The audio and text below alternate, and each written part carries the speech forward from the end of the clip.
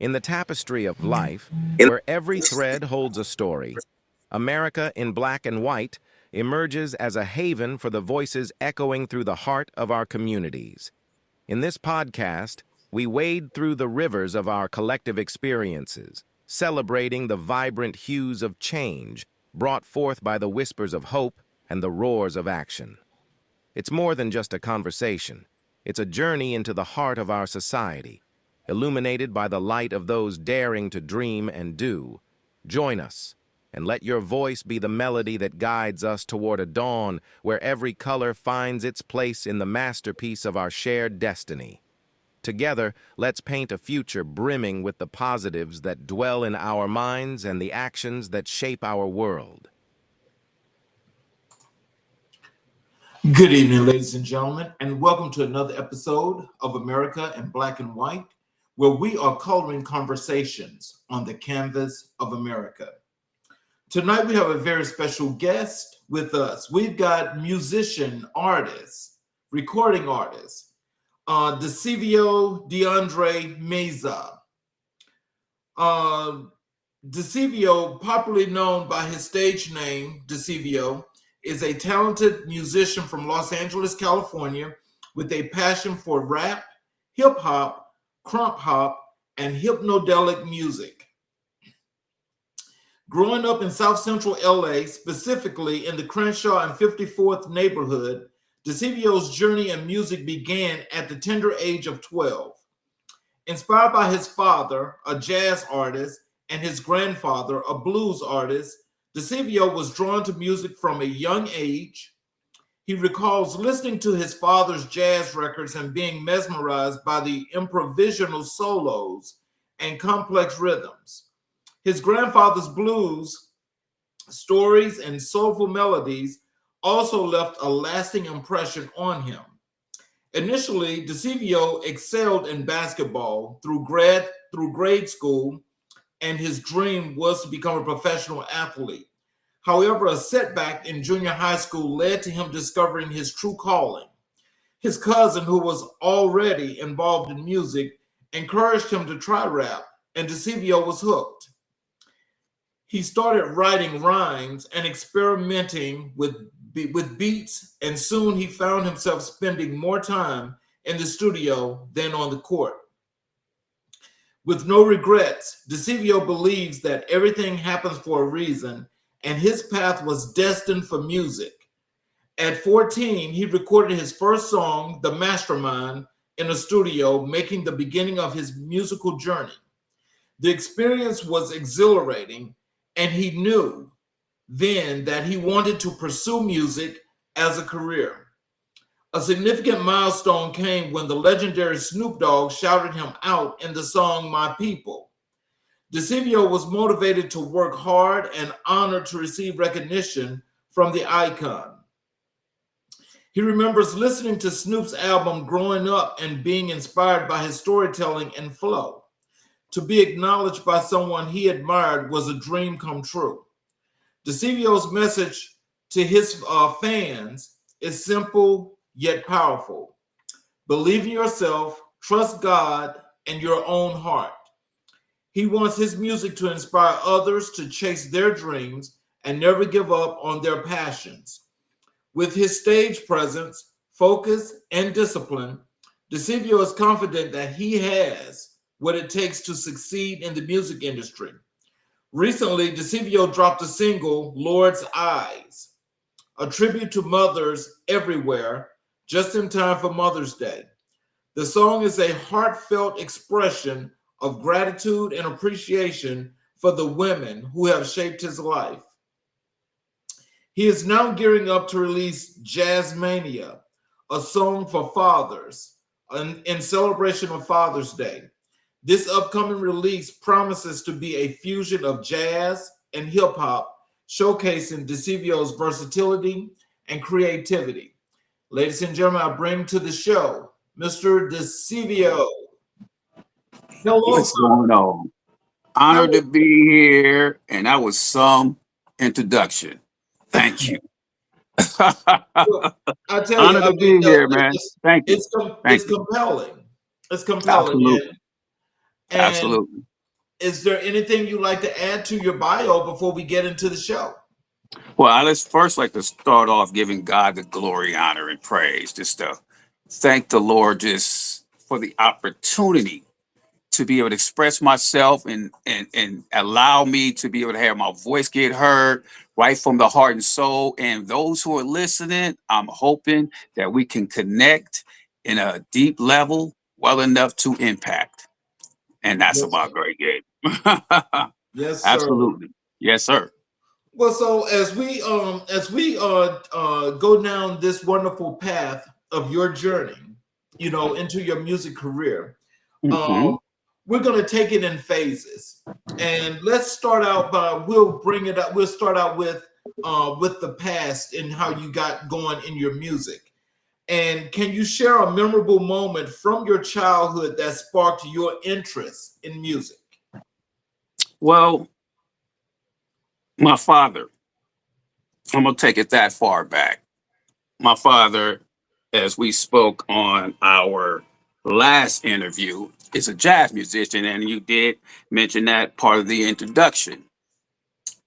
It goes further even beyond him, which was my grandfather.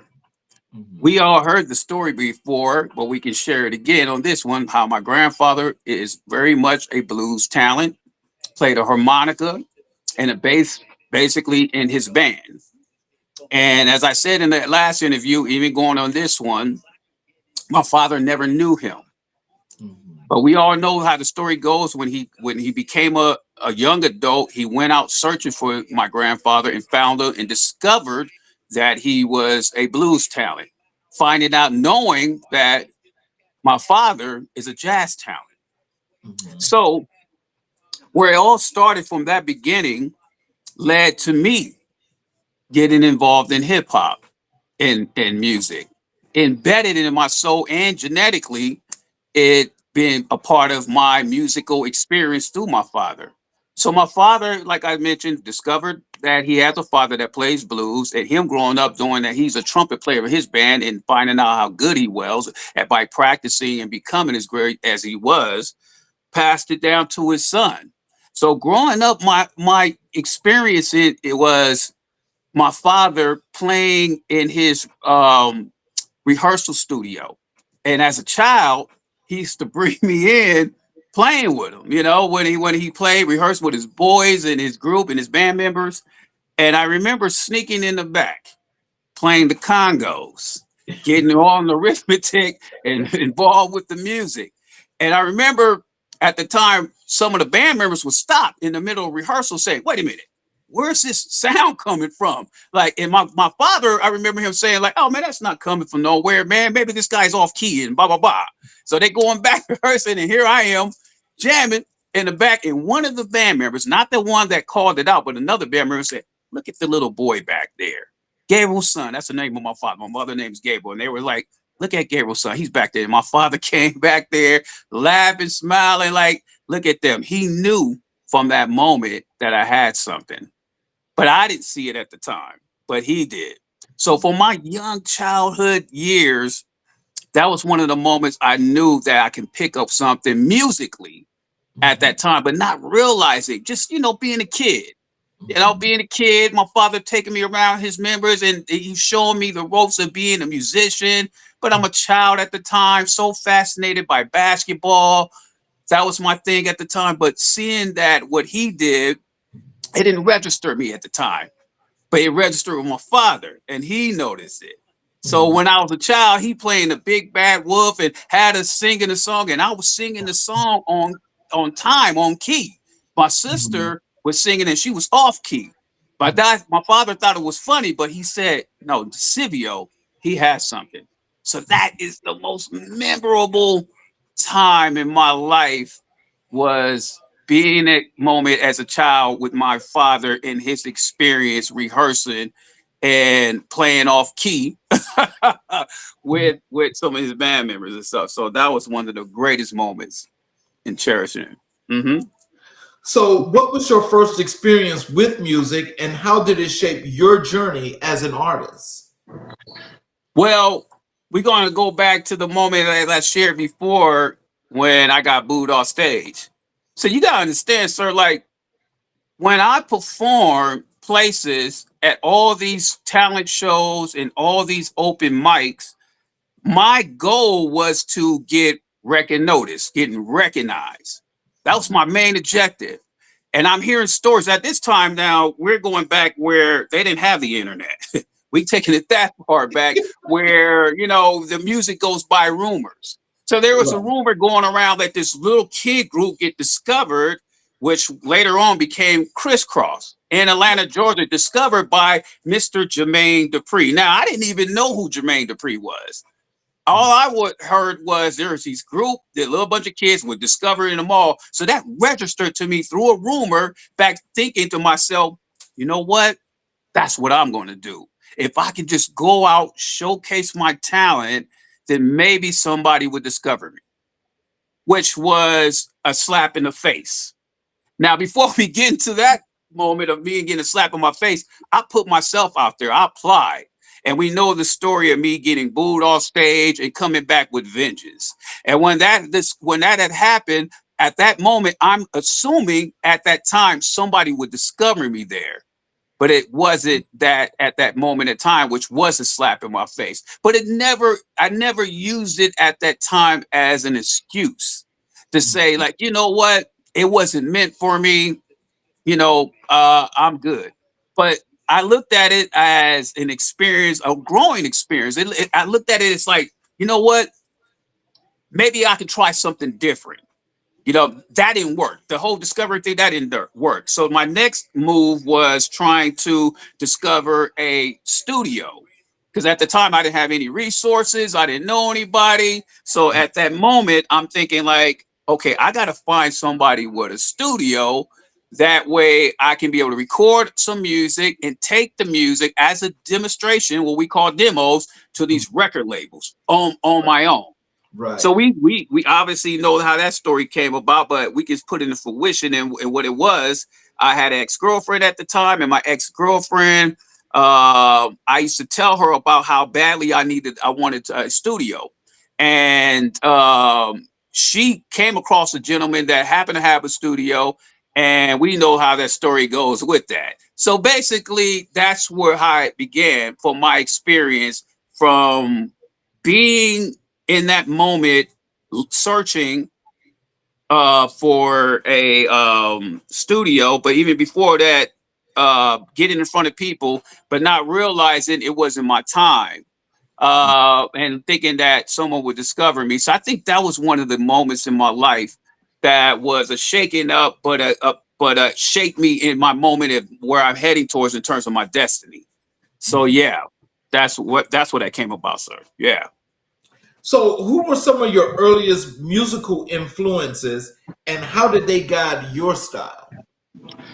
I put it down with Michael Jackson and Prince, and the reason why I picked these guys, and I'm gonna talk about hip hop too, but we're gonna talk about Michael Jackson and Prince. Michael Jackson is an icon, man. The way this man started doing music at an early age, he reminded me so much of myself. I think that him, Prince, and myself have the same passion for music.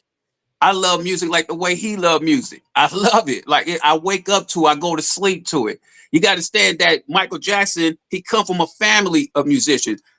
Prince, his father played music. So it genetically, my father played. My grand, it's in our bones, it's in our genes to do what we love, and that's music. I think if those brothers were still alive, make they rest in peace, we would be all homeboys. We'd be all hanging out and chilling, and coming up with creative ideas, even though they were in competitive rivalries, but they still have passions for one thing, and that is the music. And same thing with myself. So Michael Jackson and my Prince are my heroes in music because they have so much passion for the music. Now we're talking about hip hop. Rap saved my life. Hip hop saved me. And some of my early on hip hop heroes were Rakim, KRS One, Coogee Rap, these cats. But I was afraid of these guys. They're very competitive. But the most artists that made the major impact with me, and I always say this, that paved it away for me, were people like X Clan, Brother J, Tupac Shakur, Mhm. Gangstar, Mr. Guru, and along with Das Effects and PM Don, these kind of groups Oh really wow. made a major impact and a major influence me in my life. Part of the reason is because their music was so unique and something special and something original. And I say that with PM Don, and I say that with Daz Effects. With Tupac, and I don't want to leave out LL Cool J because he was a hero to me. He's this guy's an icon. He's a swag nice type of artist that I looked up to. So the swagger and all that paid the way come for me with the whole pop card swag, West Coast kind of energy. But yet the pimp struck comes from my father, but even along with people like LL Cool J. But I say Tupac and Mr. Boy Wonder from Funky Town Pros and Guru spoke the truth. Mhm. They told it like it is. These were artists that did not bite their tongue.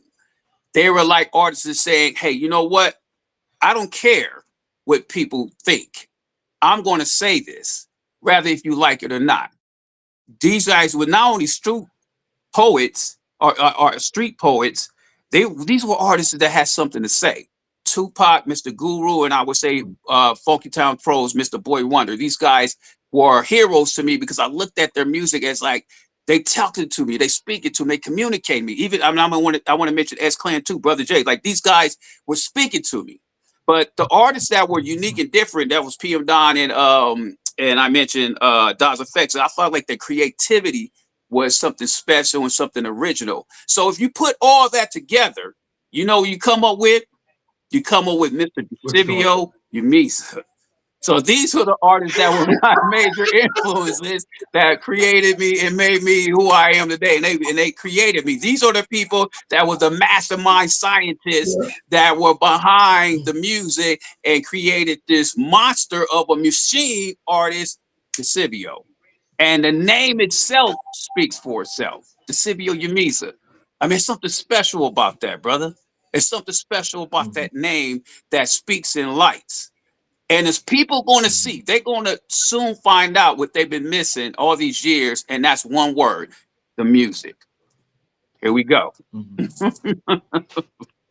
Yes, sir. So what challenges did you face when you first started pursuing a career in I music? say this and I say it again, my brother. Challenge began, my brother, right from the moment my mother put me out.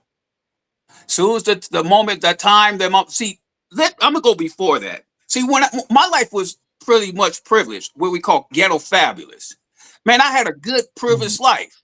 I had everything that I needed. My mother was a drug dealer. My mother was Mhm. good at what she doing as a drug dealer. She made lots of money buying cars and homes and all these great things. And I was raised basically privileged. It wasn't till I decided to go with this thing called music, and that right there was the shift that had happened in my life. I went from going to Disneyland and Magic Mountain every year, every summer, from turning around all that, hitting rock bottom. So people got to understand about what Decevio is about.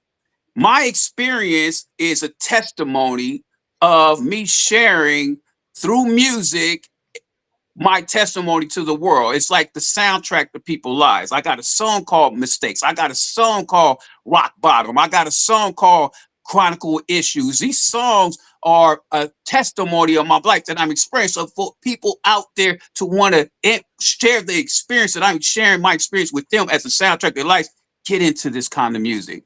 Because this music is the truth to your story of whatever you're experiencing in your life. So what it was, going back to the moment when with my mother being a drug dealer, in answering your question about challenges, the challenge happened once I stood up to myself or even to my mother by letting her know, standing up to basically a bully, by letting this bully know, like, you know what, I'm going with this music thing. This is something I'm making a choice, decided to go with. And my mother begged to differ. And from that moment on, it became a challenge. And I'm talking about being dragged through the mud, going through the most hells, going through the most trials and tribulations, going through, like I said, dragged through the mud. Different type of character changing in my life to grow, be to the person I am today with a big, thick skin, not tolerating the bullshit, and being my true, authentic self. And that wouldn't have become if it wasn't my mother decided to make that choice to say, you can't live here anymore. You can't live here anymore. And her reason is that she saw something different that I didn't see out of my own eyes. See, I saw a vision at the age of 12 years old. I saw a star at the age of 12 years old. I saw a star shining as a musician. But my mother, my family, they didn't see it that way. They were hardworking people. These people were convinced by society and the system that, hey, you know what? This is the world that I believe to live in by working under for somebody. Instead of having an entrepreneurial spirit, which I quite honestly believe that they had it in them. It's just that they didn't bring it out. It wasn't brought out of them for them to recognize. Because you understand, my mother was an entrepreneur. She was a business woman by selling drugs. So she understood it. But I think the life changed with her when she discovered religion. And that right there taught her to feel like, you know what? This going that, I don't want to say an easy route, but going this left route where religion and taking care of my family is a priority for her at the time. So she saw it a little bit different from what I did. So that right there became a challenge, my brother.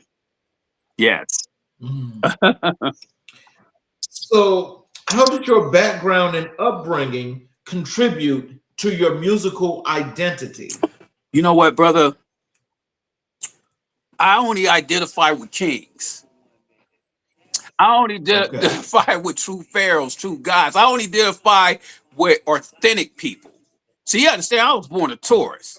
I just had a birthday, ladies and gentlemen and ladies. I just had a birthday, and many blessings to those who can wish me a happy birthday. But yet, as a Taurus, we are an earth sign, or what I always call a heart sign, but an earth sign are down to earth people.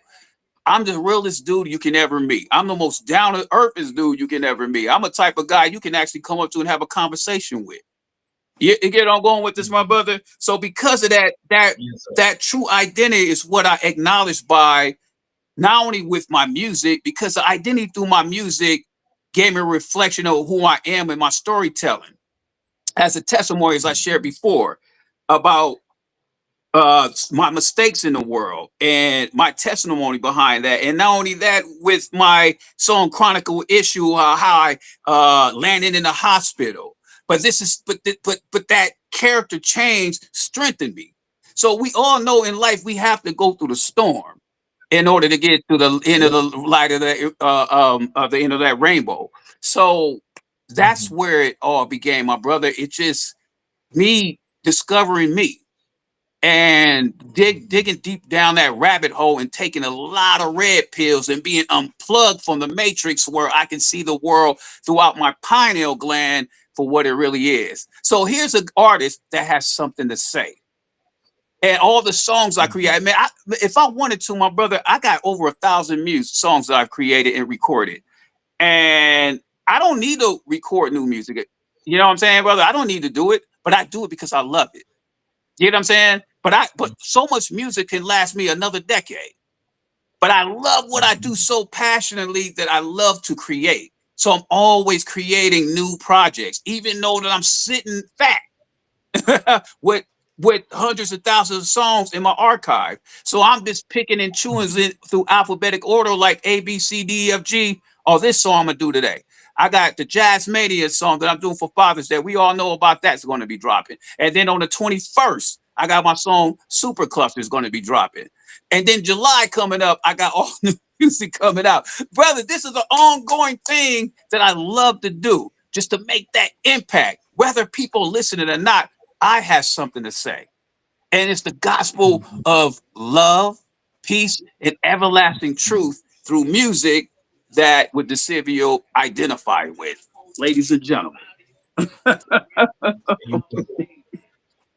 So, were there any significant life events that pushed you to dedicate yourself to music? Okay, you asking about life events?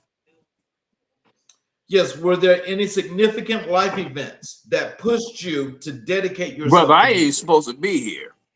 Okay? I survived death 3 times in my human life. The first one was my heart surgery. We spoke about that before. I had two Mhm. open heart surgery as a child. This devil is a liar. He was trying to do his best to not have me here, but God be the glory. He knew that I was missioned to be here and to be able to be in a body of through him, to be able to spread this gospel of love and peace and truth through the one word that I enjoy so much, and that's music. You get what I'm saying, my brother? Mhm. Beating that death, beating the car accident I was in at the age of 3 or 4 years of age, beating the bad car accident, that car flipped off the road where I shouldn't have survived. And then the third thing and stuff, and this was recent years. I mean, recent, I want to say the year 2016, when what happened to eating certain particular foods, and I was eating a piece of chicken, and the chicken got stuck in my throat. And I just knew Oh. at that time I was out of this world. And luckily, before it got stuck, before it got trapped in my throat where I couldn't breathe, I called the ambulance on my own. The ambulance came and tried to do their best to try to rescue me, but they couldn't do it. And I never forget one of the paramedics, he told me this. He said, "Man, I can't do that high mid maneuver on you." And I'm choking it like and can't talk. And I'm trying to like, why not? And his thing was like, if Mhm. I do the hymen on you, the chicken, they felt the chicken inside my throat, but they said the chicken was in a place where if they do the hymen, it can be in a different place and it can instantly kill me. So the thing was, they took me to the hospital and I'm there slowly but surely dying without breath. Okay. And I'm sitting in the paramedic bed that they have there, and I'm looking at the guy pointing at my throat like, "Bro, I'm dying here. I'm losing my breath." And the guy's smiling, looking, and shrugging his shoulders up like it ain't nothing I could do about it. The most he said before this experience of me about to leave this world was him saying, "I got two things that's going to happen to you." And this is what he's saying. This is the paramedic. He said, either you're going to vomit all these things up, this thing this chicken that's stuck in your throat, or they're going to put a big tube down my throat to go suck this chicken out of my throat. There's the two things that's going to happen.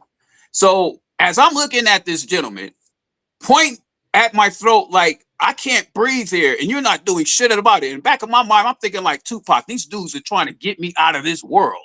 This devil's fire. They trying to cut. They don't want me here, man. They want me executed, brother. You know, only a few are chosen in this bitch. You know, man. You got the 1%, and I always grew to be part of the 1%. And I'm just looking at this like they're trying to get me out of here, right? So next thing you know, I told God, and this is when you going back to about the word challenge. This was a challenge in my life. I remember telling God, whispering in my own head, couldn't talk, but under my mind, saying, "Okay, you know what? I'm gonna take it like a man. If it's my time to go, it's my time to go. It ain't shit I can do about it. It's my time to go. I'm taking it." Right when I said that, I bullshit you not. I saw my eyes closed and woke up, and not just literally woke up, but because I just lost. I took my last breath. It was the way. It was like a slow death choke, and I felt my last breath. And next thing you know, I vomited all over myself. And here's that paramedic guy walking up to me, and I never forget what he said. He said, "I bet you can breathe now." Let me tell you something, brother. The breath of life is a gift. It is a gift, brother, because that brother was not lying. What he told me at that moment by sharing with me, man, "I bet you can breathe again." And I was like, yeah. I couldn't even really talk, but I was nodding my head, yeah. But I felt this breath of life at that moment, my brother, where I can breathe. And and even at that moment, I never ever, even before that moment, I never took life for granted. And most people say they can see their whole life flash in front of them before that moment. But I didn't see these things. What I saw was a man that was at pure at heart. Pure as heart. And I'm talking about a heart of gold. But it wasn't my time. And I can breathe. And I never forget, I saw the doctor, and they didn't do anything about it, would just send me home. But the strong strength about your boy, what I did after that, I didn't let the fear overtake me. I went back and ate the rest of the damn chicken. Because I said to myself, "Come on, give it to your boy. Give it to your boy." You know what I mean, brother? I was like, I ate the rest of the chicken. I said to myself, when you get knocked off the horse, You got to get your ass back up on that damn horse if you're a true soldier and you're a true warrior. And that's exactly what I did, my brother. Yes. Oh wow. Oh wow. Hmm. That now, sometimes I think when you hear, some stories like that, and for a lot of people, it's like it seems like it gets to that point to where, okay, is this the end or is there something else going to happen? So just in that situation, I'm sure that not only were you more than just relieved, but I mean, like, what were some of the thoughts and feelings that you were having when you did vomit the chicken up and you could breathe What, again? What were you what, thinking? What were you well, feeling? the interesting thing about that, like I said, the first person I said was a paramedic guy with a big Mm, smile over his face, almost like an angel in the flesh, coming up to me with a smile mhm. face and saying, I bet you can breathe now, huh? You know, you know what I'm saying, brother? To me, it was like it would. I at that moment, I thought I died. I thought I was dead Right, because I took my last breath. right. This thing was slowly but surely choking me, and it was a slow choke. Mhm, It wasn't like instantaneously. It was slow mhm. choke, and then once I took the last breath, I vomited myself, and I felt this gasp of air. So it was my mind was blank. I wasn't thinking like if I'm alive. All I know, this angel in the flesh is right here in front of me, hovering over me and saying, "I bet you can breathe now." And I just nodded my head like, Wow. "Yes." But see, the point of this whole story is, and the moral of it is like, life is not took for granted, brother. And it's a gift, and it's Mm, the breath of life that we breathe that some of us take for granted by. And all I'm sharing this story by letting people know is that life is a gift, brother. Don't take it for granted. Because when I felt that breath of life, I felt the breath of life in my soul mm. that I was seeing another day. And I knew, not to say if I was invincible, but I knew that at that moment, I serve a purpose. I'm here. I'm here for a reason. And that devil can't take me out. And God has his purpose and will me in this world for me to be able to do great things. You know what I'm saying? And that's what I came to Mhm. a substance of an understanding about my life at that moment. Praise God be the glory. Cheers. Oh. So, can you describe the first song you ever wrote and the inspiration I behind it? started writing songs at 12 years of age. Check Out My Mhm, Rhymes is one of the greatest songs that I wrote when I was 12 years old age.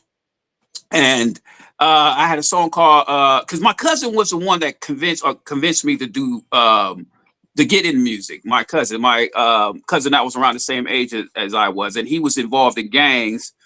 And I told you, like I said in my the last interview, how I always dreamt of playing basketball. And the mhm, school destroyed that dream of mine by letting me know that I couldn't play for the school because of my grades. And as I said before, I never liked school. And there was no way that I mhm. was going to bust my balls of playing for a school that I didn't even like going.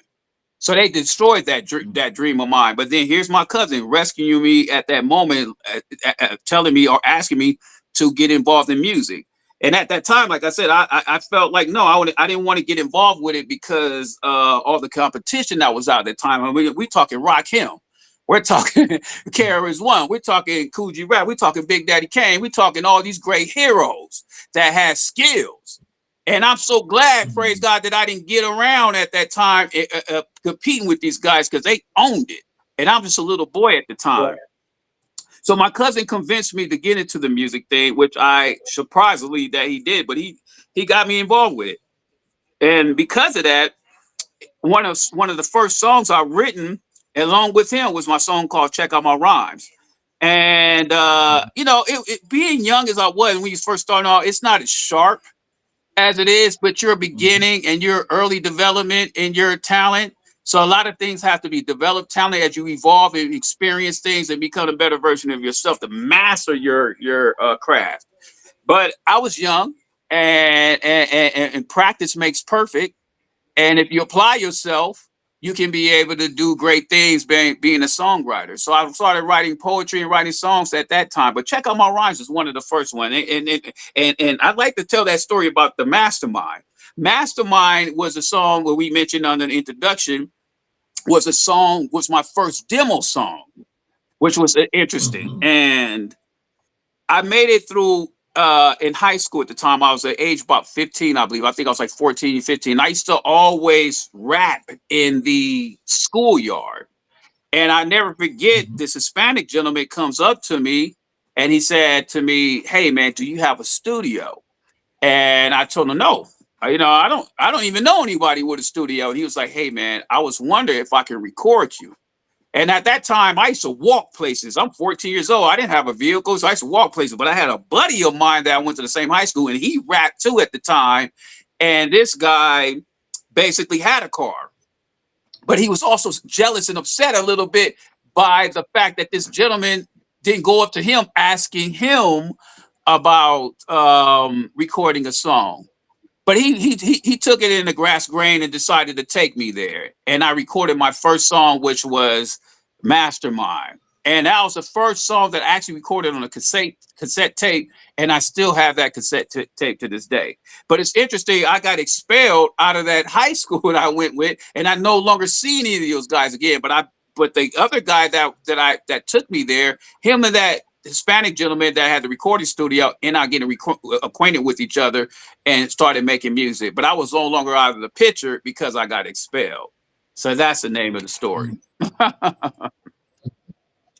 So let's move forward here and bring it into the present. And can you tell us about your latest projects or releases, and what's the story Come on, behind it? let's break it on down. Jazz Mania playing in my background. Man, I decided to fuse, and you can hear it by the introduction, jazz music and hip hop. Some of the great heroes of me before me already did it, but I wanted to do it in this day and age. We talking about Mr. Guru, which he made Jazzmatazz album. Tribe Called Quest. They did with a lot of jazz in their music. And a few other talented hip hop gods made great music and jazz. But that was in that era. We in a whole new era and we in a whole new century. And because of that, Right. I decided to say, you know what? I don't want to forget about our fallen soldiers that made a significant in music with the beginning of sound with jazz, knowing that my father's a jazz musician, but some of the greats like Miles and all the great heroes in jazz, man, that were, Busy the I'm hoping I pronounced his right name right, but a lot of them great heroes, Dizzy yeah, Gillespie. that did a lot of the jazz tunes in a heyday. And I feel like at the end of the day, we don't want to forget about these kings. So I'm trying to bring their music back to life by fusing hip hop along with jazz and get a good feel sound and not forget about the music because it paved it a way for hip hop and myself and other great talents out there. And we wouldn't be here today if it wasn't for them. So I just wanted to acknowledge these great heroes in music. So that's what Jazzmatazz is about. And my next one dropping on the 21st, which is called Super Clusters. And part of the reason I did this, man, we all know that AI is about to take over. But I feel like it's forgetting about one thing, and that's the music. And a lot of time, this AI, I'm seeing a lot of these, I don't even want to say their names, man, but a lot of these guys are trying to infuse AI with bots, artists, and creating these bots to create sound through that. And I think, quite honestly, if you ask my opinion, I think it's kind of selfish of some of these people that bring it up because they trying to make all the money and make the money come to them, but they forgetting about the real talent. And that's the ones who created it. So I feel like they're just going that route, almost like an easy route to say, like, you know what, to make it simple, we don't have to deal with these artists. We can create our own artists through these bots. And that's what Super Clusters about. It's kind of pulling the cards about that. I mean, the cover I did is so sick. And if you see it, it's like a futuristic bot, but look humanoid and have a brain that's out, but this brain is an AI brain. And it's me Oh, telling the truth about that. Because Decevio, your music's music is always about the truth. and me telling it like it is. And it's just me telling it like it is about the superclusters and about planets, about who we are in the universe and where we come from. That's been forgotten about or even spoken upon. So that's what superclusters is about. And it drops on the 21st, first day of summer. And it's a banger too, because it's not only me telling the truth about that, but I'm just like S Clan and all these great dudes that did music. I make jams out of it. So you not only you know what I mean, listening and get a great strong message out of it, you can get on this dance floor, you can jam to it. And that's what Decevio Your Music is based on. So Jazz Mania is going to drop on the 15th on Father's Day. And shout out to all the fathers out there. Much love, because y'all the seed planters of this planet. And don't get it twisted, man, because we are the seed planters of this planet that bring forth life. And praise God through our women, that they can go through our women to bring forth life, but yet it's the seeds been planted by our fathers. So I just want to honor the fathers out there. And this song also is a dedication, Jazz Mania, I'm sorry, is a dedication to my own father. And I dedicated to him on this particular song, and other jazz kings and jazz greats, letting them know that you ain't been forgotten about. Mr. Decevio acknowledged you. So that's what it is, my brother. So how would you describe your current sound compared to your earlier work? Man, it's a huge difference. As I said a moment ago, like starting off, you're in your beginning stages and you're not fully developed. When I made that song Mastermind, the mix wasn't as good. It wasn't a good mix. It was just a recording. But I was excited about it because, like I said, it's my first song, you know, and being recorded. And I still have the song to this day on a cassette tape, as I mentioned before. But yes, it's a big, huge difference, because this day and age, we understand how the studio works, the ins and out of it, the engineering, the mix, the mastering, the sound, the vocals, all of that in one. I digitally, I became a mastermind digitally to know how to record songs. You know what I'm saying? So it's a huge difference from my beginning stages until now. And the sound evolves. It evolves a lot from the moment I started off in my early days of career in music and this day and age. So if people were to listen to early Decevio, like my first album was called The Message of Life the World Would Never Know. If you listen to that album, it's a good, strong message in that album. That's why it's called The Message of Life the World Would Never Know. And I took that concept from the Tootsie Roll commercial, because when I first started rapping, my hip hop name was Tootsie Roll. You know what I'm saying? Yeah, that was my hip hop name. Now, this is before the song Tootsie Roll.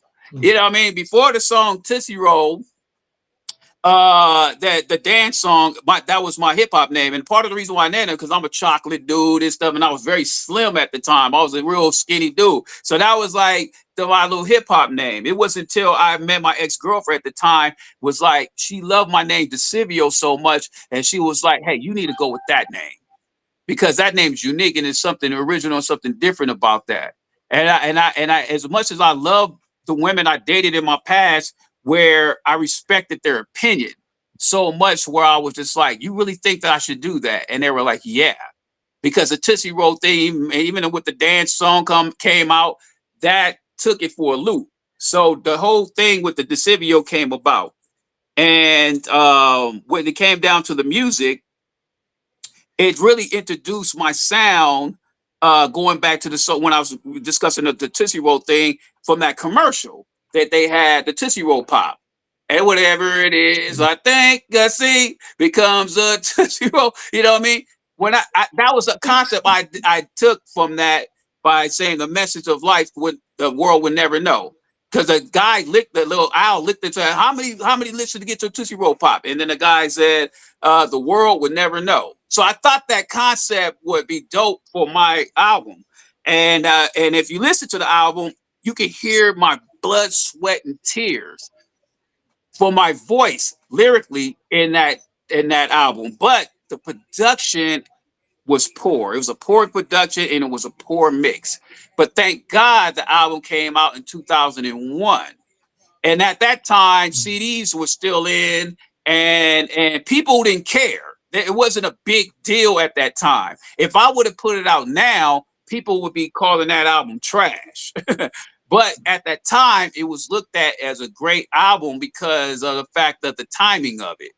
But like I said, it was poor production and it was poor mixing. But the evolution from that, when you learn from that, because this is other people that had their studios. This is not me having my own studio. It's other people having their studios, and they didn't know what they were doing.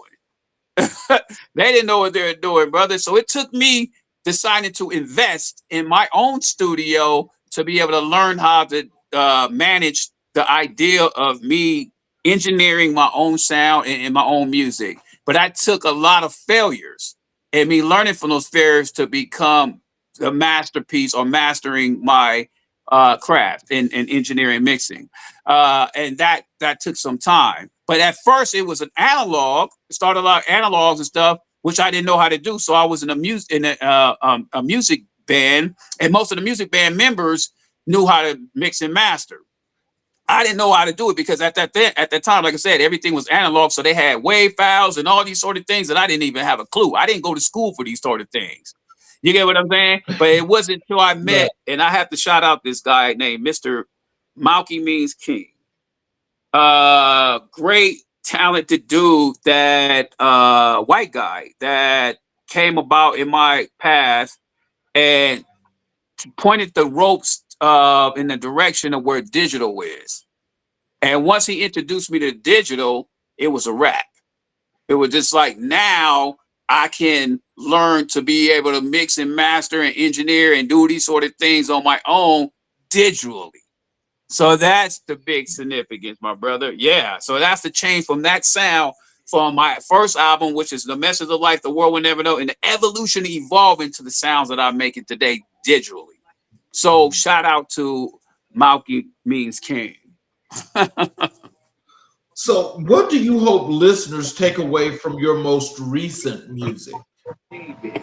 This, like I said, I want to be the soundtrack in people's lives. I hope the story that I'm telling that people can relate.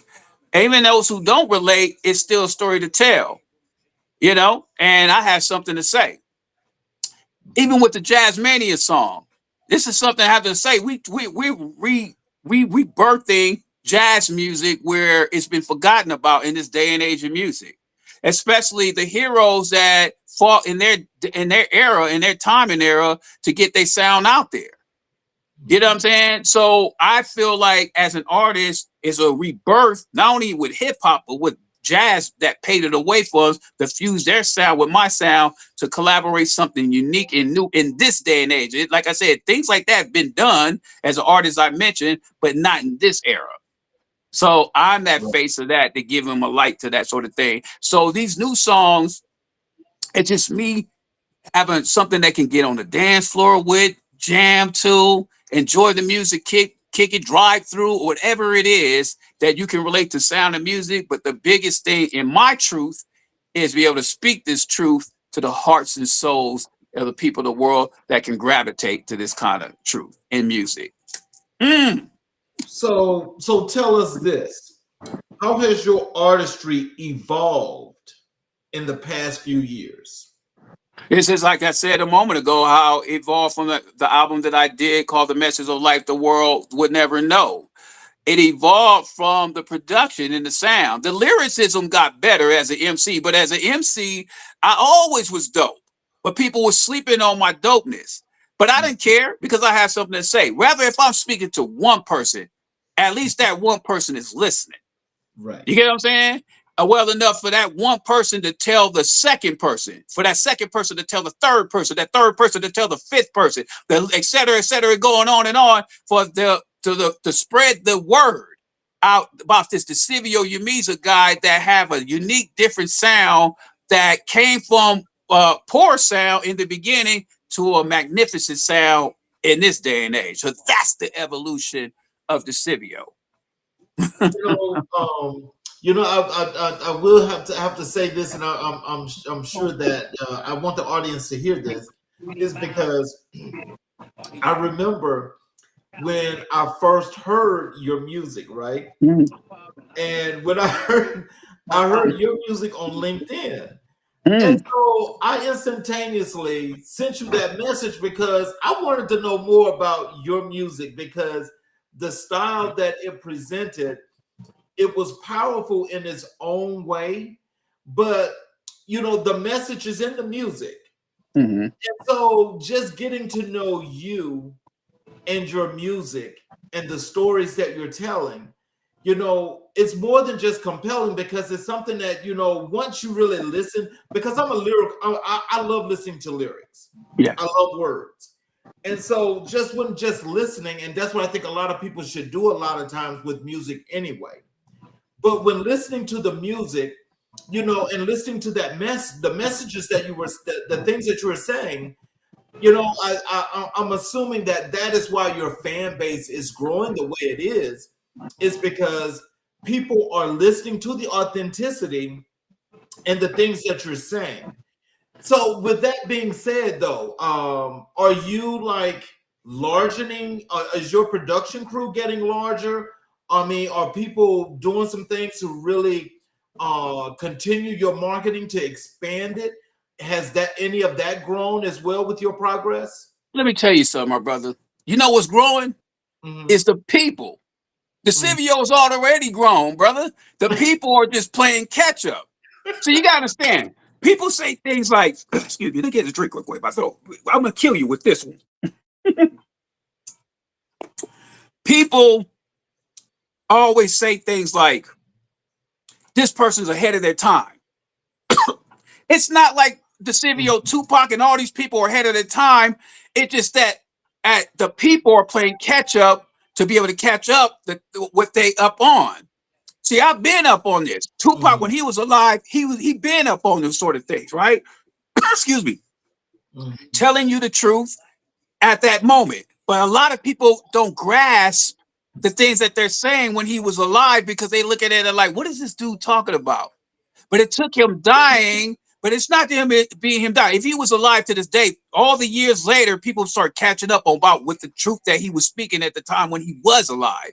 And now I'm in the body of God and I'm alive. I've been talking about this stuff.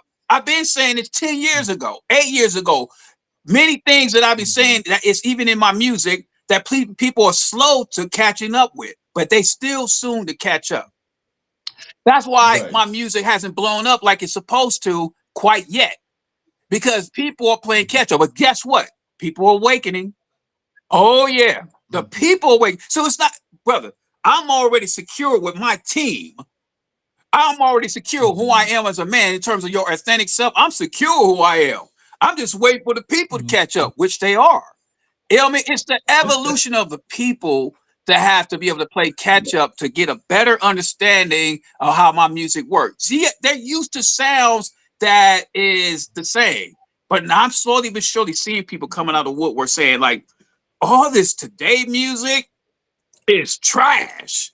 I'm sick and tired of hearing these same artists with no talent coming out sounding alike. They're saying people that are of age, you guys need to keep going and hit us with the great music that you deserve, because we miss that art authenticity in music. We're missing that. And we all knew that the kind of music that you and I grew up listening to from the greats that I mentioned, but even in R&B, from the Jodeci's, from the Keith Sweats, to the Boys and Men, to the Marvin Gayes, to the Al Greens, to the Luther Vandross, et cetera, these great heroes that paved the way. It's a lot of these talent in this day and age that got that same type of artisticity and sound. But guess what? As I said before, and I say it again, they're being all overlooked. They don't have the high views. They don't have the high likes. They don't have the high millions and millions of followers and all that other stuff that there's things that they pay. They don't have that, but they have one thing, and that's the talent. But guess what? Right. It's changing. It's shifting. And now they're focusing primarily on the talent, even the labels. Like, you know what? They're losing a lot of money. Because a lot of these talents are fly-by microwave people and stuff, but they losing so much money. We need that artisticity back. We need that raw talent. We need some of that Decevio Yamiza. You know what I'm saying, my brother? We need some of that authenticity type of music out there. And that's what my music is based on. It's the truth. My name Decevio means speak truth. So I can't help but tell it like it is. But even with R&B, I dabble with R&B music, but my music is always based on that. It's always based on me spreading love and being part of the Mhm. solution to the problems of the world. So spreading peace, Mhm. spreading love, and spreading everlasting truth is what Decevio Yamiza is based on. So going back to that in evolution is through the people. Because like I said, man, I'm Mhm. secure. I'm good. My team is good. I'm just waiting for y'all to catch on up. Mhm. So what are some of the key themes or messages in your current music? Like I said a moment ago, I just said it a second ago. Me telling it like it is, me speaking the truth, me spreading peace, me spreading love. That's what Decevio music. It's really self-explanatory. That's what my music. That's the formula that I came up with. It's not me just doing it. Man, I'm doing the works of the Lord. Man, I'm doing God's work. I'm here as obedient servant. I understand my calling in life, and my calling is to serve. And my service is music, but it's bigger than me, and it's bigger than money. And my music is to impact the world with those three things, which is love, peace, and truth. The truth comes from me rapping. Mhm. When I rap, that's what I love about hip hop and rap, because rap has something to say, and I have something to say. NWA said, fuck the police. But it was a lot of police brutality growing up in South Central, where I'm from, and other parts of the ghettos in the world, that police brutality was going on. We go far as back as with the Black Party, Panther Party started, existed. Police brutality was going in Oakland and Bay Area hoods, where they was knocking little black kings over, and they decided to take the initiative and put the matters in their hands, because they know that they was fighting against that word, one word, and that's the enemy, which was the police, and bad police. Mhm. So NWA, their objective was not saying all police are all bad. It's just these corrupt cops, particularly taking their job a little bit too serious, knocking young black kings over in neighborhoods, that they had to voice it. So that's what the Decevio music is based on. It's me telling like it is, like my song that I got called Snakes in Wonderland. My song called Mhm. Thank the Whites. If you watch the video of me expressing myself lyrically, you would get the idea of what I'm talking about. Somebody got to say it. I don't see nobody else in this Mhm. day and age speaking the truth. We don't have the Chuck D's no more. We don't have the X Clan no more. Where we at with this music, brother? But you got this Decevio young king coming out in this world saying, like, you know what? If they ain't going to do it, I'm going to do it. If they're not going to spread love, we don't got R. Kelly no more. And that was a great talent, man. I know everybody goes in on this dude, but we don't have R. Kellys no more. We don't have the Tory Lanes no more. Tory Lane and R. Kelly, these guys are in jail, but they spread love in music. See, we had Marvin Gaye. He's no longer around. We had Barry White. We had Luther Vandross. All of these guys are no longer around, but they spread love in their music. So who we got this day and age? All we going to do is continue spreading hate in the world.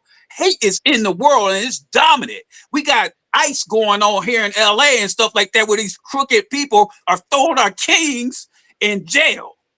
You know what I mean? Inside, and we're not living our human freedom. So we need this Mhm. music, my brother. We need love. We need peace. We need this truth. We need somebody like myself spreading this love. And I'm not going to stop, brother, until it's going hard and everybody listening and somebody giving them a voice. Our Tupacs is no longer here no more. We don't have the DMXs on here no more. We don't have the people spreading these love and spreading this kind of music out there no more. But the Decevio's here to rescue it. I'm here to rescue. I'm here to rescue music and bring it back to artistic music, where you can get that feel good of power of love, peace, and truth to the energy world. Mm.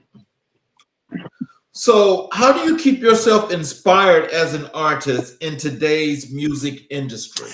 The music itself inspires me. God inspires me. It's self-explanatory, my brother. God is my biggest inspiration. I always say this, and I say this over and over again. Music is spiritual to me. When I create songs, it's not premeditated. I don't go around saying, like, you know what? I'm gonna start rapping about trees. You know what I'm saying, man? The music tells me what to say when I'm creating in the creative process. I never question the Right, pen. I don't do that. right, You know what I'm saying? And right. it's tricky because I'm a fan of my own music as well as the people that listening to it. And I'm even surprised about some of the stuff I'm saying. I say to myself, I said that? Mhm, Like what? Like I said that? That's a trip to me. It really is because mhm, listening to my own music is like my own fan of my own sound. That's why I love the kind of music I do mhm, because I'm a fan of my own music. But it's weird to me when I create it at the after process.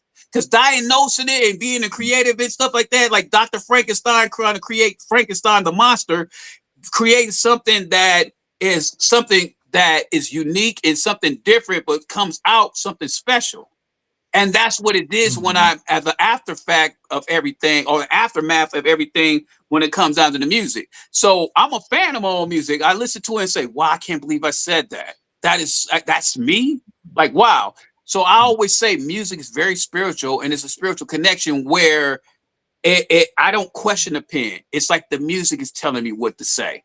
That's why it's become so natural with me. Even when it comes to me, mhm, as a songwriter when it comes to creating melodies and also R&B songs. You know, what I love about mhm, R&B writing is different from hip hop because hip hop, you have to lyrically bring content and all these storytelling to match what everything and different verses to say in terms of metaphors and methods. But R&B is different. Man, I can take one mhm, word and repeat that same word over and over again. And let's say if I'm repeating the word love, I can use that as a melody throughout the whole entire R&B songs. That's why if you ever listen to an R&B song, you hear them saying in ad libs and outside the ad libs and the lyrics that one particular song, and that's what makes that song so special. You know what I mean? And the lyric doesn't have to match the word that you said before. In other words, it doesn't have to rhyme. So mhm. that's what I love about So, R&B. You get what I'm going with that, brother? So with like hip hop, rap, you have to come with concept ideas to rhyme these words, and to some people mhm, that can be very difficult. It can be very problematic in terms of how you express it. So that's the difficulty when it comes to writing lyrics. But I'm good at it because I did it at 12 years old, and like I said, it comes naturally because it's so spiritual to me, my friend. So yes, that's it. I'll tell you this: you're definitely not cookie cutter, but I think that your style is your Yeah, style, absolutely. and as how I say the people got to catch up. But I will tell you, I do recommend though people actually do get the opportunity to listen because I got to say that there is a message in that music because I know when I first heard it, I know that I was Mm. taken. And so I had to instantaneously reach out to you because, I wanted to know what was the inspiration and motivation behind all of that because, you don't actually get music like that because, in today's music industry, which is something that you're absolutely right about, it's not captivating to the public because it's so cookie cutter and these people are saying and doing the same things and when you listen, it's like they sound almost the same, but they're expecting the people to actually love Mhm. this, which is what's really happening. Is you're seeing old school making world tours, and people are going out to see old Yes. school.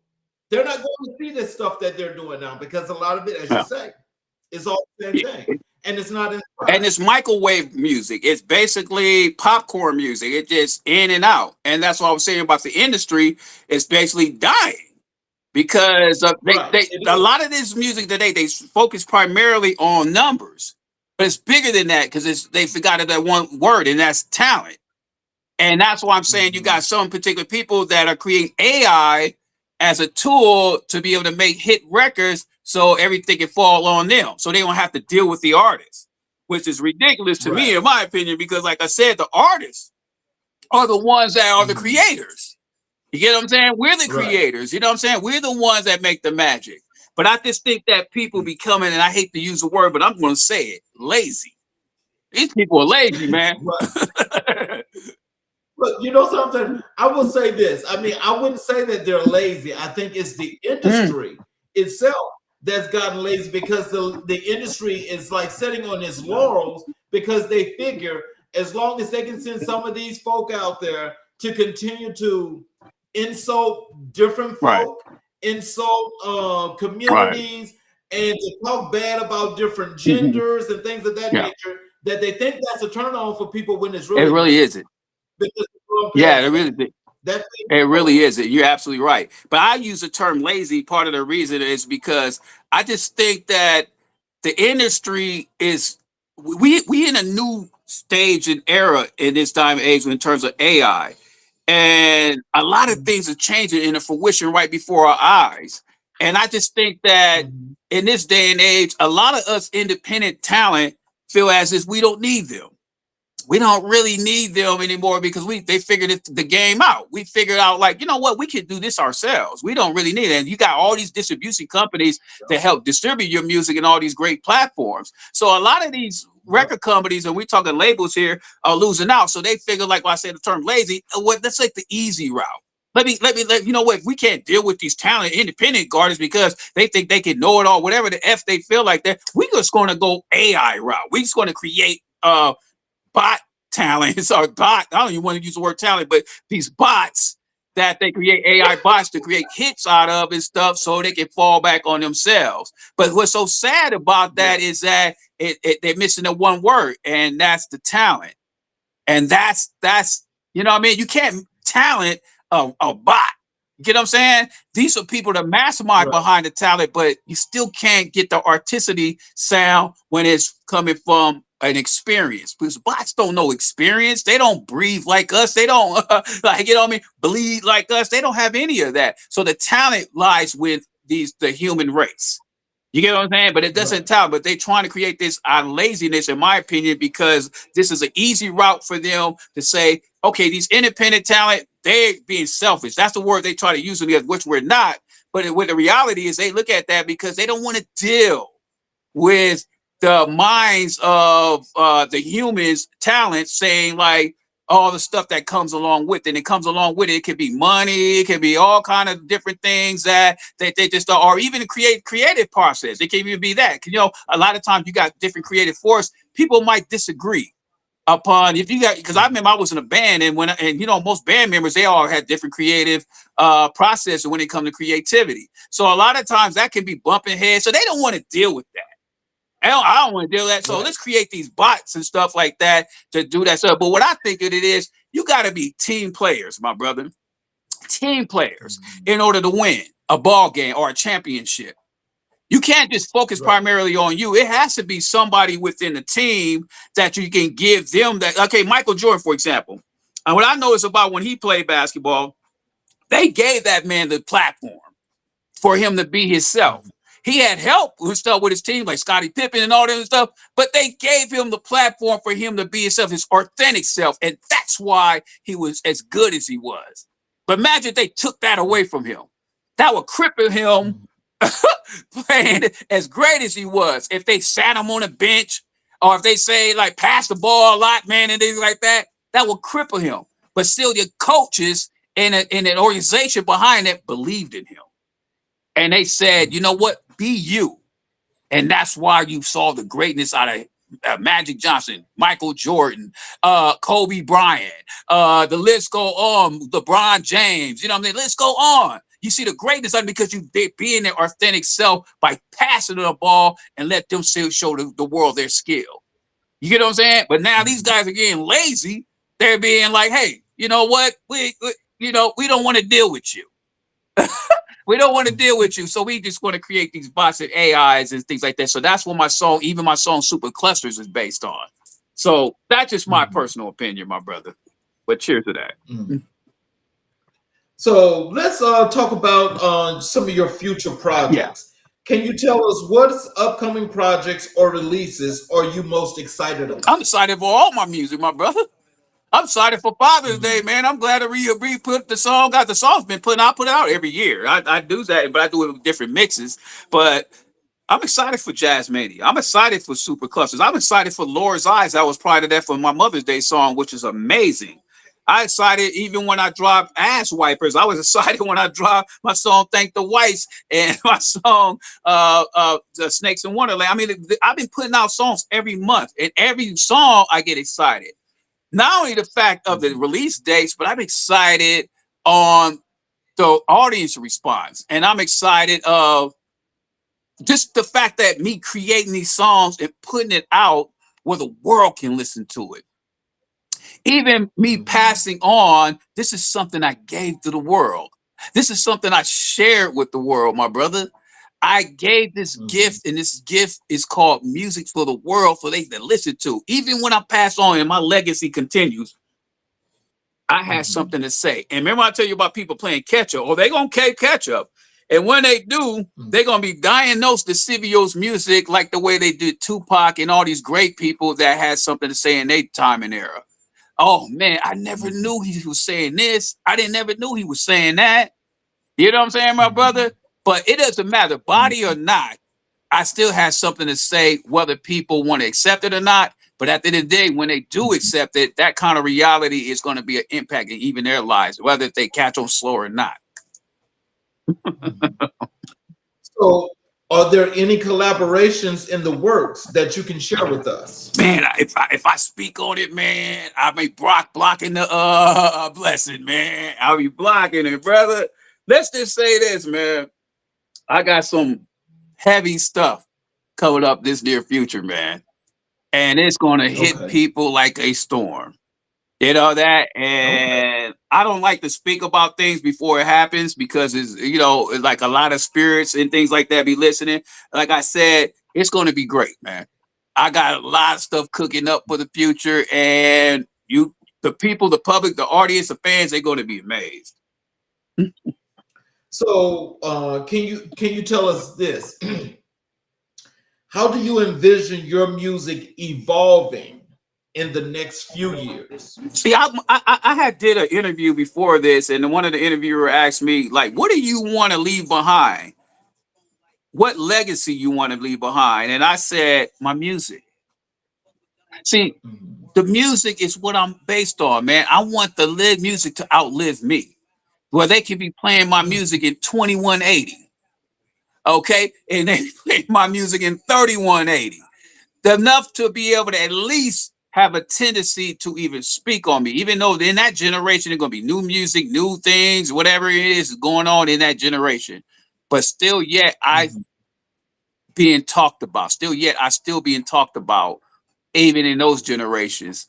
People still talk about the Beatles. And we've been past them. People still talk about Elvis Presley. Still people talk about Tupac. Still people talk about Michael Jackson. Still people talk about Prince. And these people been passed on. It's already been, what, 5 or longer than 10 years now, since even 20, 30 years for some of the artists that I mentioned. And we're still talking about them. That's Decevio Yamiza. So the evolution of me and my music is me being remembered. And the legacy that I continue to spread or continue to push forward on is the music. And hopefully the music would be that kind of impact to get people to be on board about that. This Decevio, when he was alive, he had something to say. So that's what it's based on, my brother. So, are there any styles or genres you haven't explored yet that you'd like to? Let me tell you something, brother. I got into R&B music, and I never thought in a million years that I would be doing R&B music. You get what I'm saying, man? I made a song that I just put out not that long ago called Love is Sacred, Girl of My Dreams, and my song Starlight.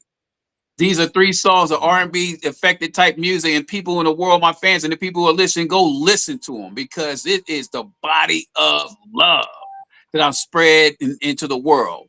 R. Kelly had a song called Step in the Name of Love. This brother's spreading love into the world. So a lot of us in this day and age forgotten about that. So I'm just bringing that essence back into the sound of music. And I never thought in a million years I'd be doing R&B music. But see, you dig in, you find and you discover these certain things that you didn't never know in the potential that you have to bring express to the world.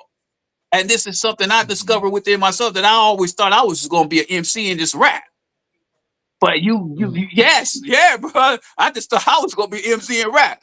But you discover things that you didn't know that you had, and God helped you discover these things to help bring out the potential in you. And once you discover it, now the world can listen. So Mhm. R&B is one of the main genres that I fuse with. The only other music that I see myself doing besides R&B and definitely rap and hip hop is dance music. Because I make a lot of Okay. fast, kind of like techno sound Okay. type dance music. So that's the other thing that I see myself as Decevio me is a type of music I do. Because if you listen to my song Starlight, that's definitely a dance record. And it was inspired by 80s music from Madonna, because she made a lot of dance. Yes, get in the groove. You know, your love to me, like Yeah. shit, like, those kind of Yeah. music. So I always was heavy into Madonna type music and a lot of the 80s type of sound music with Debbie Gibson and Let's Go On type of sound that they were doing in their generation. It really inspired me to make dance music. So if anybody can go listen to my song Starlights, paint the carpet red. I think that's the name of my title, but I believe it's called paint the red carpet, something like that. But anyway, because I get them on my titles, I got so much music. But those Mhm. songs particularly are dance records, and they're banging. They're Okay. club songs, and not just the quote unquote particular club song, but these are dance records that I put out and stuff Mhm. like that too. And I'm going to continue doing that. So those are the three Mhm. genres that I dabble with: it'd be R&B, dance, and definitely rap and hip hop. Okay. So when I had to reach back out to you, and I was telling you we do Black History Mm. 365, and I asked you who were the most influential persons in your life and career. You mentioned Prince, Michael Jackson, Benjamin Mm. Banneker, and Yes. Huey P. Newton.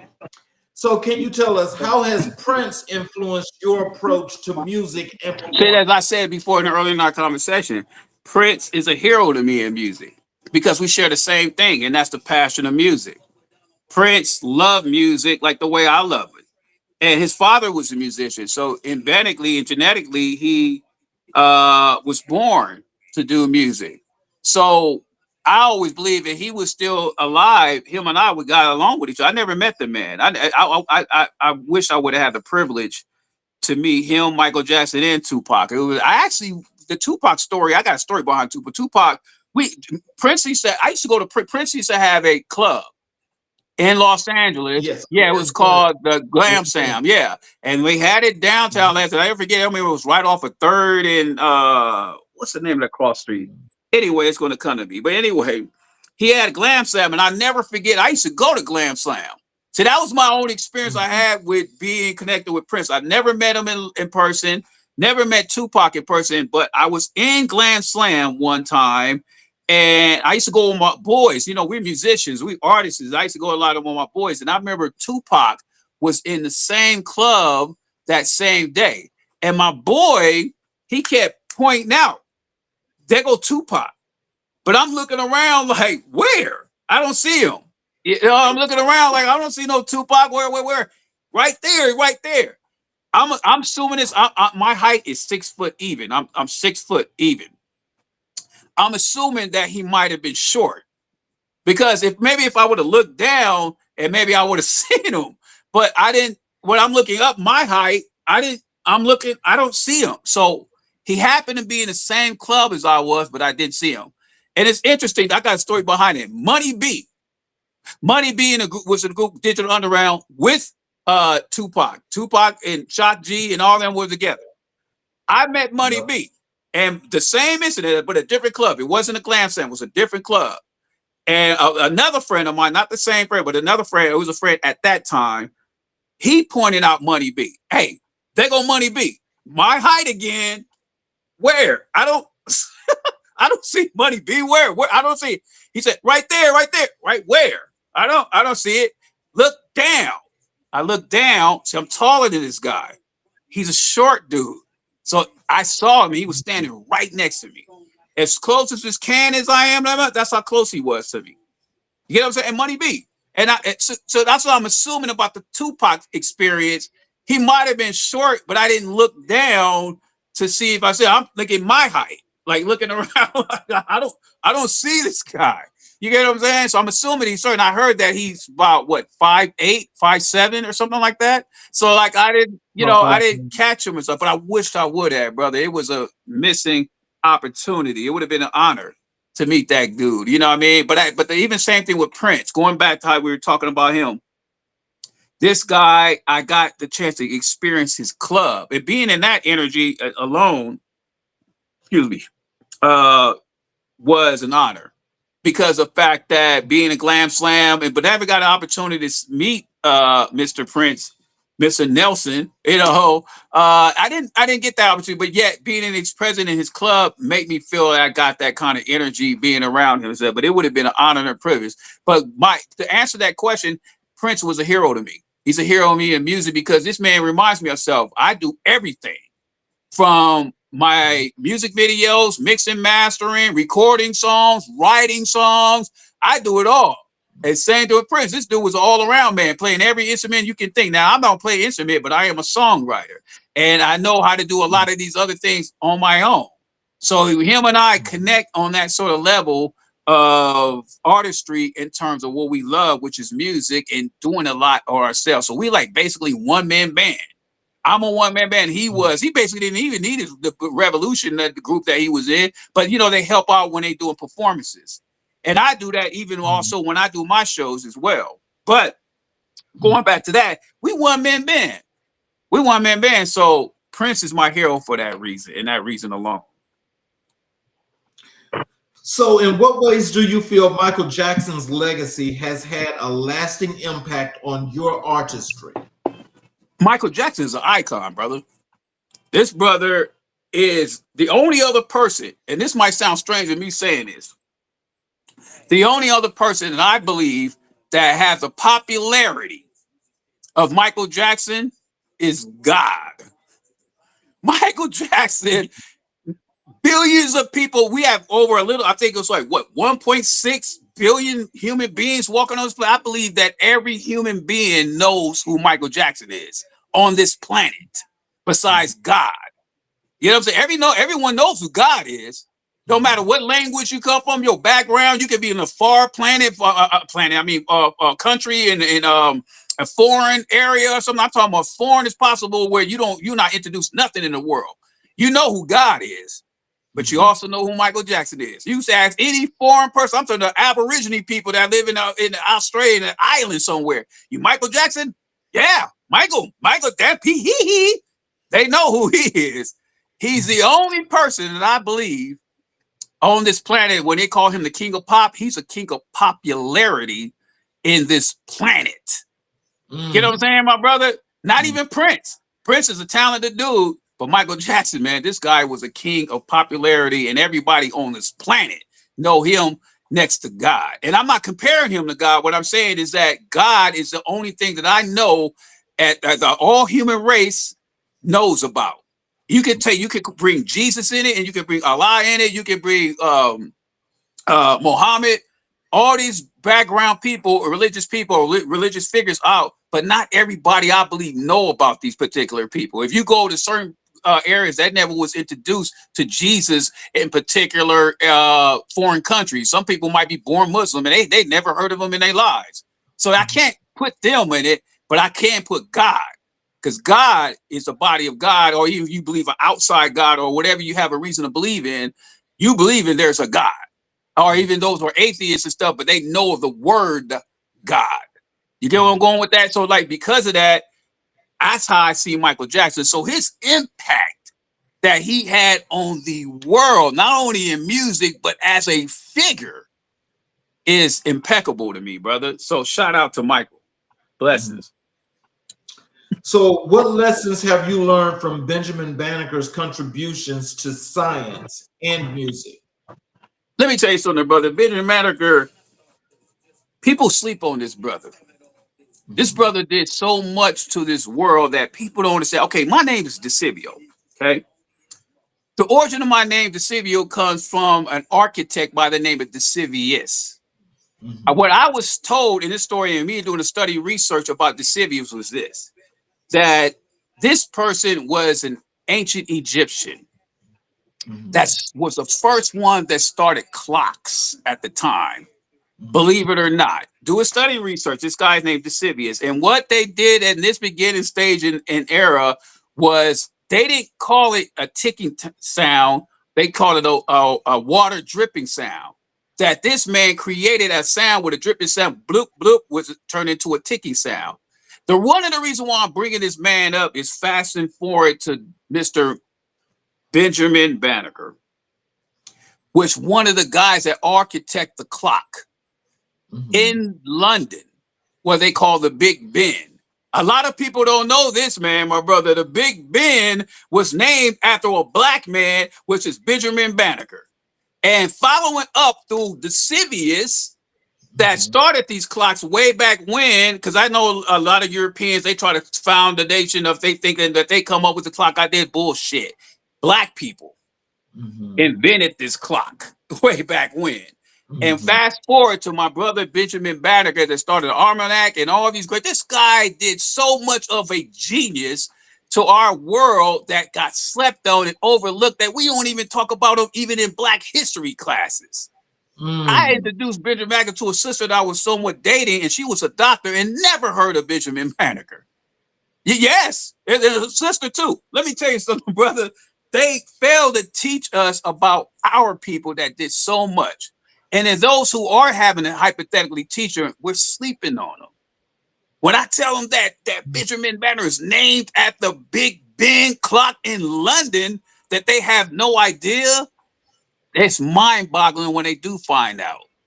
So shout out to Benjamin Banneker here. When in terms of music relating to that, I got something to say.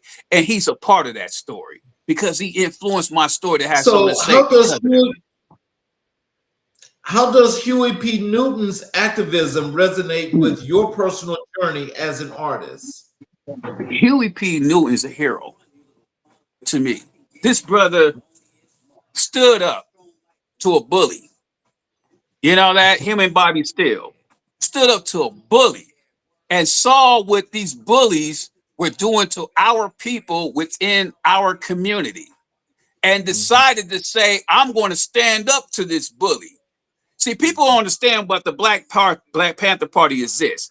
Black Panther Party was called the Black Panther of self-defense. They defended our community amongst themselves, but our community. And seeing that and understanding and knowing that this is a thing that they try to sleep on us as a culture, as a people, that this man stood for. He stood up to bullies and these bullies that came in our community that try to run us and knocking us over and feel like they can get away with it. So shout out to Huey P. Newton because this man and Bobby Steele built something that was a significance to our community and our Black community to be able to see ourselves by bringing back independence. See, that's the Black that we're lacking in this day and age is our independence, my brother. Because when you take independence back, what you're coming up with is not dependent on a system, but you're taking back from this system saying, we don't need you.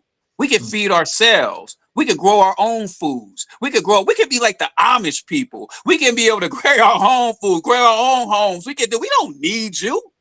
But they had to do their little ignorant type of tactics to try to divide us as a culture, as a people, somewhere down the line. But if you think about the beginning stages of what Huey P. Newton and his vision that he saw, it was happening.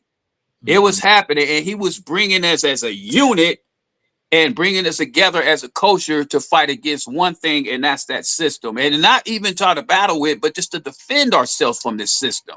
To be able to take back what belongs to us in the first place is our community. So shout out to Huey P. Newton, which is a hero. I want to ask you this because you made some really valid points about Huey and the Black Panther Party. And so I want to just ask you this, as you go down and you think about the many things that you know about him and the party.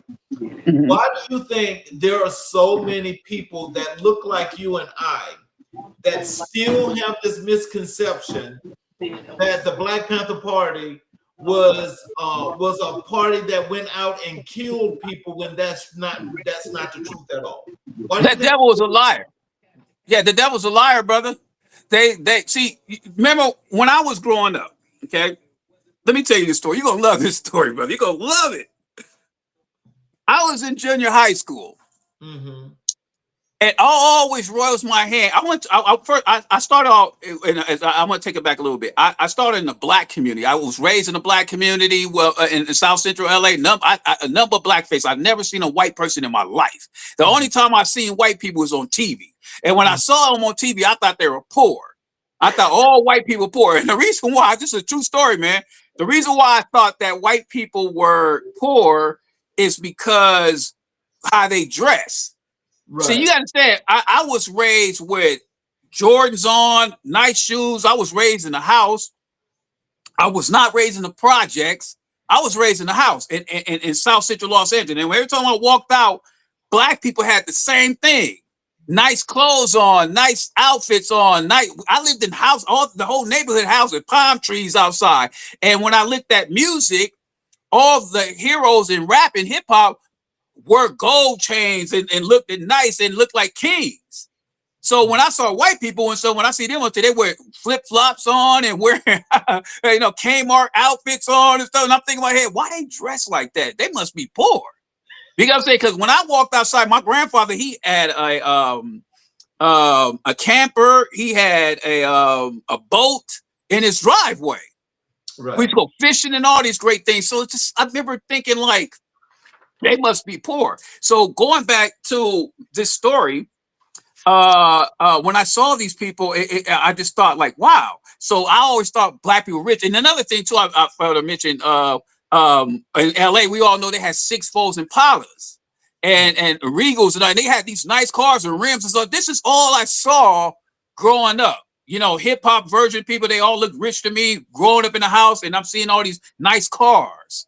So fast forward to when I was in junior high school, going back to when I say I was raised in a black community, but I asked my mother had us move to what he consider a white community. So suburban area was predominantly white, and I was probably one of the only black kids in this neighborhood, right? And I never forget when I was in school, I always raised my hand asking questions about black people.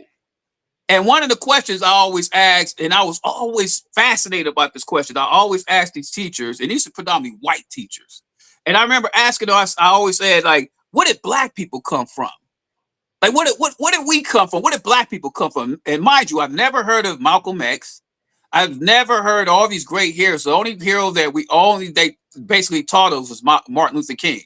Mm-hmm. And Martin Luther King, we all know, was a civil rights leader. But yet, this is the example that they try to give us instead of me learning about other heroes. And we talked about Benjamin Banneker and all the and Huey P. Newton, et cetera, et cetera. So as I raised my hand, asking these white teachers, where did black people come from? You know what their response was? Let me take a drink to this, brother. Their response was, you guys come from slavery. Oh, yes. No. Yes. That was their response. You guys all come from slavery.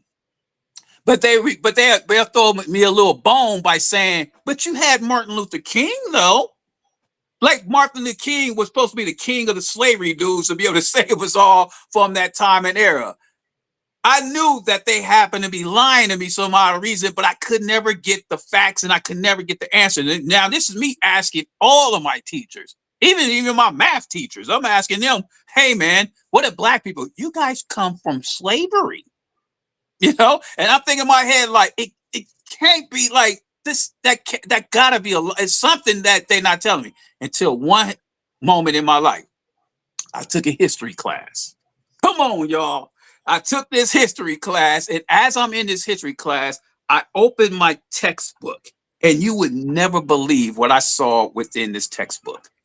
I saw beautiful black people that was kings and queens in ancient Egypt, pharaohs, gods and goddesses with dark, beautiful skin and beautiful complexion, and just kings.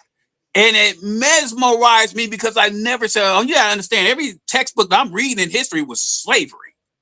Slavery this, slavery that. They didn't have any significance. They didn't even talk about Benjamin Banneker. They didn't talk about any of these heroes. They were just talking about Martin Luther King.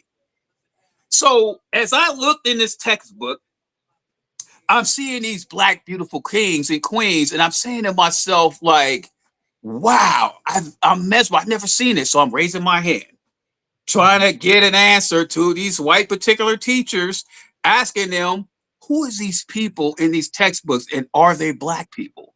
Right? But these teachers would never call on me. The reason why they never called me because I act up so much in the classrooms and so much rebellious, they thought that they was going to give me the wrong answers or some kind of clown type of answer for them to make me fool him, the teacher, or the other students that can laugh and get some joke out of it. So they would never call on me. But your boy was very smart. And how my smart kicked in was I knew if I could ask one of these white students in the classroom that if they can raise their hand and ask this teacher all these particular figures that I'm seeing in this textbook, are they black people? Because if they're not going to call on me, I guarantee they'll call on these white kids to do it. So I picked a little blonde, little blue-eyed white boy and pulled him on the side and said, hey, and these white kids respected me. They used to respect the living shit out of me. And part of the reason is because at that time, break dance was in. These white kids that wanted to learn how to do it. And I knew how to break dance and I know how to do all these fun little things. So they'll sit and watch. Could you teach me how to do that? You're so cool. They thought I was the coolest guy that they worshiped at the time. You understand, like little kids at that time, they're not into racism. They don't even know what that stuff is until you get introduced as you evolve in life and how the ugly world is that try to bring that kind of reality to some of us in the world some of us that see it for what it is, or some people suck in for what it is. But at that particular, a lot of these kids didn't know anything about that unless it was taught by their parents. But a lot of them wasn't taught by that. So they just thought I was the coolest guy in the world. So I asked the blonde, blue-eyed kid, next time we're in this classroom, raise your hand and ask the teacher, are these particular figures that I'm seeing in this textbook, are they black? These ancient Egyptians. Sure, Decevio, whatever you like. So we go in the classroom, and I noticed the kid was chilling and learning whatever that they were teaching in this history, basically history class, wasn't raising his hand. But I was the cool guy in the school. So I always gave this guy a look like, hey, man, ask the question. So here he is, raising his hand, asking the question. Teacher, are these figures that we see, these ancient Egyptians that we seen in this book, are they black people? This teacher looked directly at me. And you know what he said, brother? He said, no, they're not black. That's when I knew I caught him in a lie. I caught him in a lie right there and there. It was no way in hell you can tell me that these beautiful dark-skinned people wasn't black. And the reason why he looked directly at me, he didn't look at no other students in this classroom. He looked, because I was probably one of the only black kid in this class. So, yes. I was the only black kid in this class, and he looking directly at me. You know, one of the reasons why he did that, sir, is this. He didn't want to give me that power. Because he knew if I understood that power, that could have freed me. That could have freed my mind to get a better identity of who I am and where I come from. Who I am, my brother, and where I come from. He didn't want to give me that. He figured like I could dumb this guy down by letting him know. No, they weren't black people. No. That's how I knew how I caught their hand in the cookie jar. And from that day forward, my life changed, brother. It changed. Well, I'm going to tell you, there was a comment here in the chat from Mr. Ryan, and I am not going to read this comment because this comment is not language that is to be used here on the show. Right. Okay. I appreciate you for doing another interview here on the show and having your followers that are following you, I know that they are definitely happy and over the top. Absolutely. So, Absolutely. just in closing, are there any words of wisdom, things you want people to know, how to connect with you on your socials, your website, things you want, even if it's about events or whatever have you? Are there anything that you like to leave to the audience in closing? I want the people to go check out this Jazz Mania song coming out on Father's Day. And I want to wish all the fathers out there happy Father's Day because, like I said, you the seed planters of the life, and we wouldn't have life without you. Another thing, too, also, I wanted the people to get ready for the summer on the 21st of my song, Super Clusters. You're going to be amazed at this song. You're going to be in a new universe of music once you hear this song. And I say that with confidence because my music and the things and the subject and the things I talk about is not the normal, but it's necessary and needs to be heard is this day and age because we are in the future and everything is changing right before our eyes. And because of that, I'm always, as we said before, ahead of my time. And once you play catch up and see the message that I purvey and gave to the world, you're going to be mesmerized. You're going to be amused about this Decevio guy when it comes to the song. So what I want to say to the audience is this: from this day forward, thank you. Thank you for following me, and thank you for listening to the kind of music, and look for all new music coming up in the future. But these particular songs, look out for. And I must end this by saying, I say it to one, I say this to all. Watch and pray. Blessings, brother. Well, again, I want to thank you for blessing us with another interview, and I appreciate the things that you do and the message that's in your music. Thank you. And I want to before I actually go into closing, I want to say this. For people that are watching the show, your comments and your questions are welcome, but if they are not of what the show is about, I'm sorry, but we're not going to respond, or we're not going to bring any ignorance to this show. So I thank you, and I wish you all to continue to watch. But please, if you got any questions or comments that you wish to leave, you can send them directly to me off air, but not that kind of language will not be brought on to this show. For everybody that was watching the show, and you're watching on the YouTube channel, if you have not yet subscribed, please do us a favor and please subscribe and get all the notifications where you're able to watch the show live as they go, as they're actually happening, because you get a chance to watch all of the shows, but also you're able to go back and watch all the previous recorded shows. I want to thank Decevio for being here because, again, it's about building communities is what this platform is about. We are about actually putting out the message to have people to understand that there are people to look like them that inspire and to motivate them to not just be better, but also to learn the different concepts and ways of building their communities. This show is a starter for building communities. We are doing what's necessary to build our communities throughout this entire country. So that's never going to stop. That's never going to stop. So I suggest for each and every individual that watch, if you are about building communities, then this is definitely a place for you, because the message that we deliver is for everyone to know, to learn, to understand, connect, and we are that resource. So for all of the other things that people have to say, and for those that may be upset or maybe want to use foul language, you're more than welcome to do that, because that's your right. But I will tell you, that will not be a part of this platform.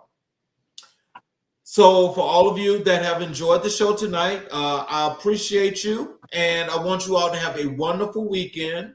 Please join us next week as we have another great set of shows for you guys. And believe me, remember, next week is Juneteenth. We will have a two-part special with two different guests for Juneteenth, one on the 19th and one on the 20th. So I ask you all to please make sure you stay tuned, make sure you get subscribed, because all the shows are always good, but those two shows in particular, we will definitely learn a lot about historical contexts as to what it is to be Black in America. As we here on America in Black and White will continue to color the conversations on the canvas of America. You all have a great weekend, and we will see you guys next week. Thank you.